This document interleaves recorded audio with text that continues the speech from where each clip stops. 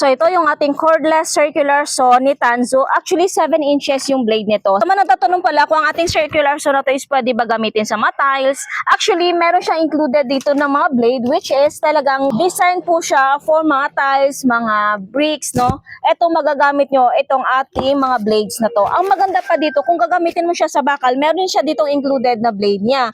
So 4 na yung blade na included once mag-purchase ka. Brushless motor at pwede kayong pumili ng battery. Sa battery natin, pwede kayong pumili ng 15 or 20 cells, isa or dalawa, pwedeng-pwede.